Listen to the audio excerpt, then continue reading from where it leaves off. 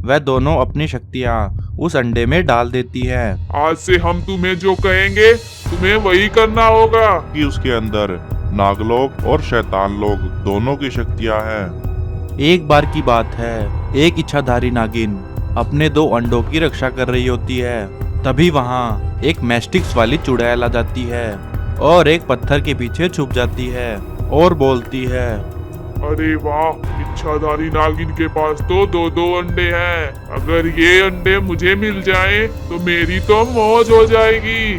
परंतु मैं ये अंडे हासिल कैसे करूंगी? मुझे यहीं रुककर इंतजार करना होगा। जैसे ही इच्छाधारी नागिन यहाँ से जाएगी मैं उसके अंडे चुरा लूंगी। कुछ समय बाद जब इच्छाधारी नागिन वहां से चली जाती है, तभी चुड़ैल चुपके से उसकी गुफा में घुस जाती है और वह एक अंडे को उठा लेती है और बोलती है, अरे ये अंडा तो बहुत भारी है, मैं तो एक ही अंडा चुरा पाऊंगी। मुझे दूसरा अंडा लेने के लिए फिर से आना होगा। ऐसा कहकर वह उस अंडे को लेकर जाने लगती है। तभी वहां नागिन आ जाती है और चुड़ैल को अपना अंडा ले जाता देख लेती है। वह बोलती है, चुड़ैल वहीं रुक जा, कहाँ भाग रही है? मुझे मेरा अंडा वापस कर दे। नागिन को देखकर चुड़ैल बहुत घबरा जाती है और बोलती है, अरे बाप रे, ये तो इच्छाधारी नागिन आ गई। मुझे यहाँ से जल्दी ही भागना होगा। ऐसा कहकर वह नागिन का अंडा लेकर वहां से 9-2-11 हो जाती है। उधर नागिन चुड़ैल को बहुत ढूंढती है, परंतु चुड़ैल उसे कहीं भी नहीं मिलती। थक हार के नागिन अपनी गुफा में वापस आ जाती है और अपने एक अंडे की रक्षा करने लगती है। उधर जैसे ही चुड़ैल उस अंडे को खाने वाली होती है, तभी वहां एक डायन आ जाती है और वह चुड़ैल से बोलती है, रुको बहन, तुम ये क्या कर रही हो? तुम्हें ऐसा नहीं करना चाहिए। डायन बहन, मुझे ऐसा क्यों नहीं करना चाहिए? चुड़ैल, तुम इस अंडे को खाकर खत्म कर दोगी, परंतु मेरे पास एक दूसरा उपाय है जिससे हम नागलोक पर कब्जा कर सकते हैं। इस अंडे के अंदर हम दोनों अपनी शैतानी शक्तियाँ डाल देंगे। फिर अंडे से जो भी बाहर निकलेगा उसके अंदर नागलोक और शैतान लोक दोनों की शक्तियाँ होंगी और वो हमारा गुलाम होगा। ऐसा कहकर वह दोनों अपनी शक्तियाँ उस अंडे में डाल देती है। कुछ ही समय बाद उस अंडे से एक भूतिया नागराज बाहर निकलता है। चुड़ैल बोलती है, भूतिया नागराज, तू हमारा गुलाम है। आज से हम तुम्हें जो कहेंगे तुम्हें वही करना होगा। जैसी आपकी आज्ञा। अब सुन, हमें नागलोक पर हमला करना है। उधर इच्छाधारी नागिन जिस अंडे की रक्षा कर रही होती है, उस अंडे से एक नागराज बाहर निकलते हैं। इच्छाधारी नागिन उसे देखकर बहुत खुश होती है, परंतु तभी चुड़ैल, डायन और भूतिया नागराज एक साथ वहां पर आ जाते हैं और नागिन पर हमला कर देते हैं। अचानक हुए इस हमले से नागिन बहुत घबरा जाती है और वह नीचे गिर जाती है। नागराज यह सब देख लेता है और वह नागिन को लेकर वहां से गायब हो जाता है। चुड़ैल यह सब देखकर बहुत गुस्सा हो जाती है और बोलती है, इच्छाधारी नागिन, आज तो तू मुझसे बच गई, परंतु एक ना एक दिन मैं तुझे खत्म कर दूंगी। नागराज इच्छाधारी नागिन को लेकर नागगुरु के पास पहुंचते हैं और नागगुरु को सारी बात बताते हैं। नागगुरु बोलते हैं, इच्छाधारी नागिन और नागराज, वह भूतिया नागराज बहुत शक्तिशाली है, क्योंकि उसके अंदर नागलोक और शैतान लोग दोनों की शक्तियां हैं। परंतु गुरुदेव, इसका कोई तो उपाय होगा। इसके लिए हमें जलपरी से उसका जादुई अंडा लेकर आना होगा। जब भूतिया नागराज को उस अंडे के अंदर डाल देंगे तो उसकी सारी शक्तियां समाप्त हो जाएंगी और वह फिर से एक साधारण नाग में बदल जाएगा। नागिन कहती है, जलपरी तो मेरी सहेली है, मैं अभी उसके पास जाती हूँ। ऐसा कहकर वह जलपरी के पास पहुंच जाती है और उस जलपरी से उसका अंडा मांग लेती है। जलपरी बोलती है, इच्छाधारी नागिन, मैं भी तुम्हारे साथ चलूंगी और उस चुड़ैल को हराने में तुम्हारी सहायता करूंगी। ऐसा कहकर वह तीनों वह अंडा लेकर चुड़ैल की गुफा में पहुंच जाते हैं। नागराज और इच्छाधारी नागिन उनका ध्यान भटकाने लगते हैं तभी जलपरी अपना अंडा भूतिया नागराज के पास रख देती है और उसमें से निकली शक्ति भूतिया नागराज को वापिस एक साधारण नाग में बदल देती है।